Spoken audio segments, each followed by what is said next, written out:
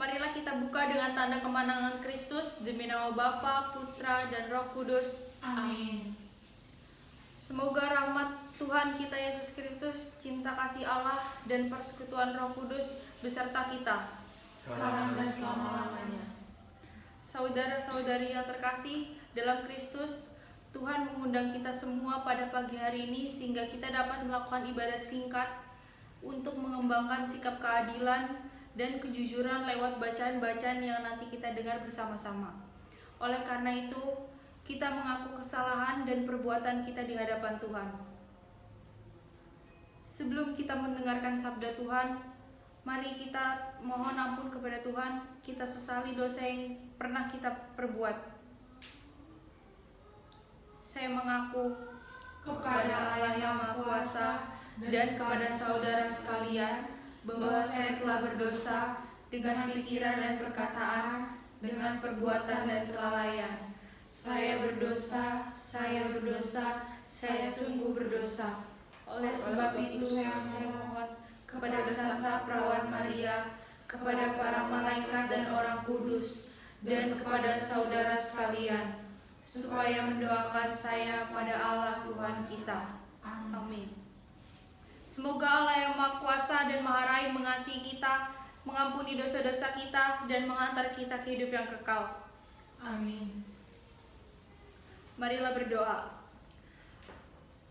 Allah Maha Pemurah, terima kasih Engkau telah bersedia menemani dan memberkati kami dari pagi hingga malam ini. Teguhkanlah iman kami dengan sabda-Mu hari ini agar kita dapat mengembangkan keadilan dan kejujuran dalam kehidupan sehari-hari. Dengan pengantara Kristus yang hidup kini dan sepanjang segala masa. Amin. Tuhan beserta kita Sekarang dan selama-lamanya. Inilah Injil Yesus Kristus menurut Kisah Para Rasul. Dimuliakanlah Tuhan. Bacaan ini diambil dari Kisah Para Rasul 5 ayat 1 sampai 11.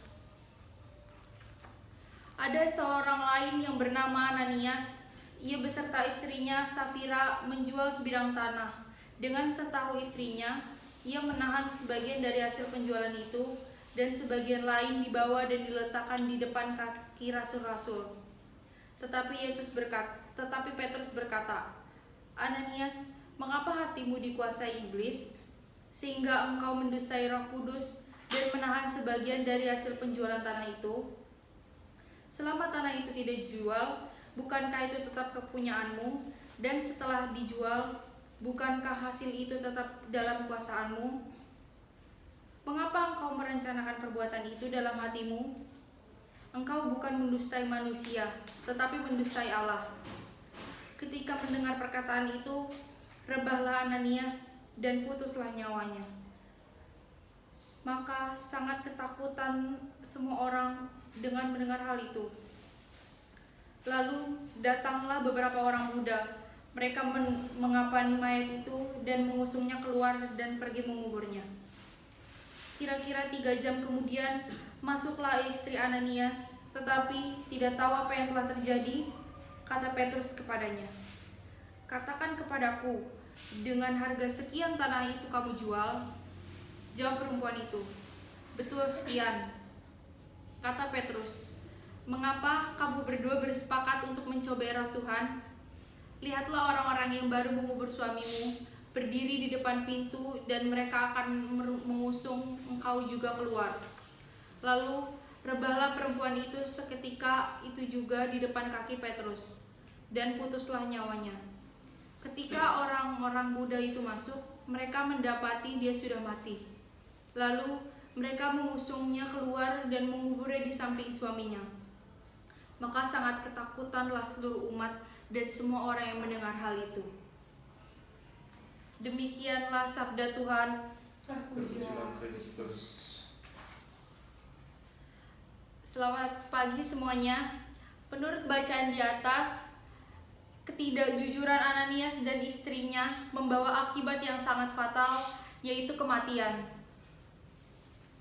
Dari kisah tersebut, kita bisa belajar bahwa ketidakjujuran bukan hanya mendustai diri sendiri, orang lain, tetapi juga mendustai Allah. Yesus juga selalu menuntut kita untuk hidup dalam kebenaran setiap seperti yang ada pada Matius 5 ayat 37.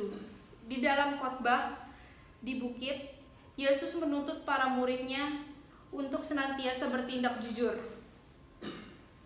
Jika ya, hendaklah kamu katakan ya.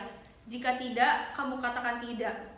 Apa yang lebih daripada itu berasal dari si jahat. Sehingga sebagai remaja, kita harus senantiasa membiasakan diri untuk berbuat adil dan jujur, kapanpun, dimanapun, dan dalam situasi apapun, sehingga kita pantas disebut sebagai murid Tuhan Yesus.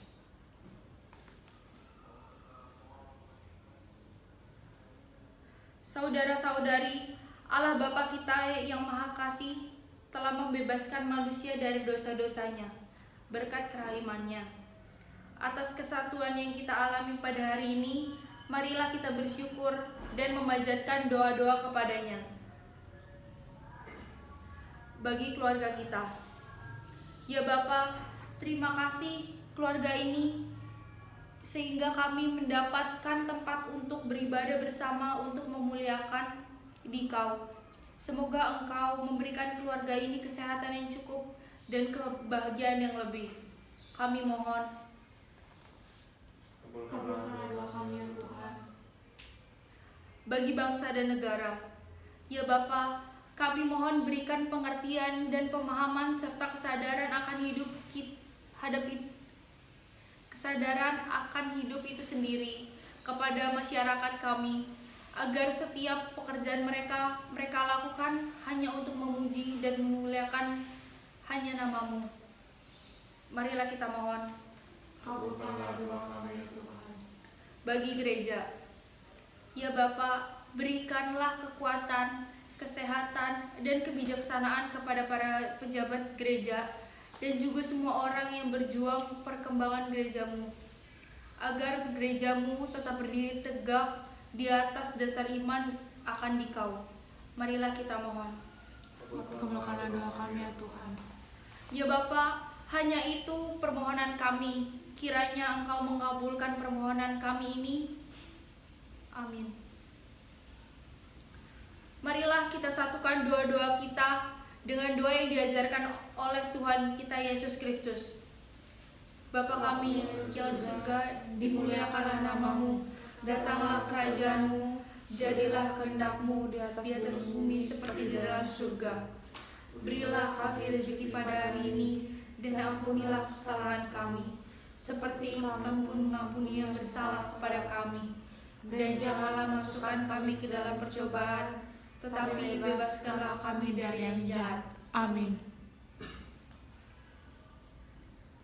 Ya Allah yang maha, ya Allah Bapa yang penuh kasih dan cinta, puji dan syukur kami panjatkan kehadirat-Mu, sebab Engkau senantiasa mengingatkan dan menguatkan iman kami akan Dikau melalui firman-Mu.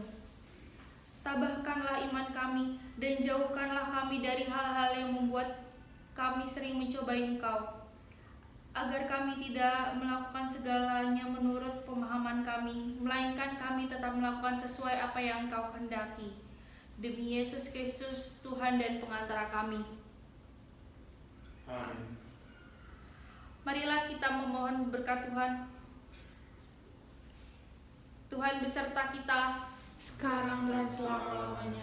Semoga kita selalu disertai Tuhan Yesus Kristus dalam nama Bapa, Putra, dan Roh Kudus. Amin. Teman-teman yang terkasih, ibadah pada pagi hari ini telah selesai. Syukur pada Allah. Marilah kita pergi, kita diutus. Amin.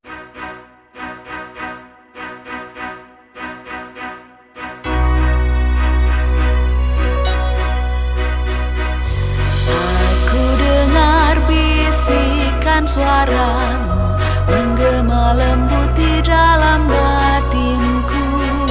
Sungguh Engkau sahabatku, jikalau Engkau menaati perintahku.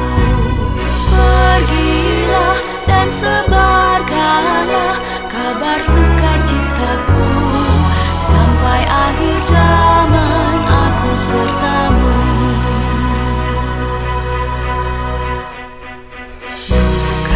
Engkau yang memilihku, melainkan aku yang memilihmu.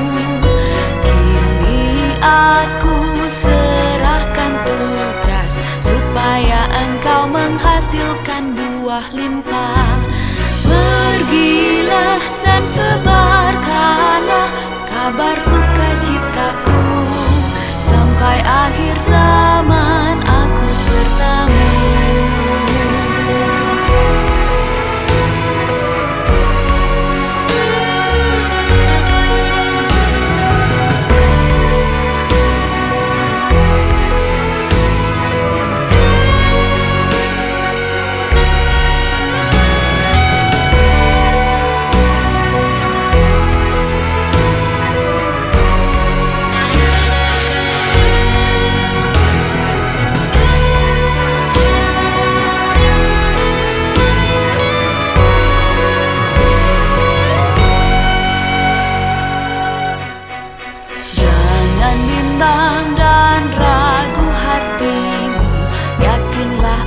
Hadir di sampingmu, wartakan ke seluruh dunia.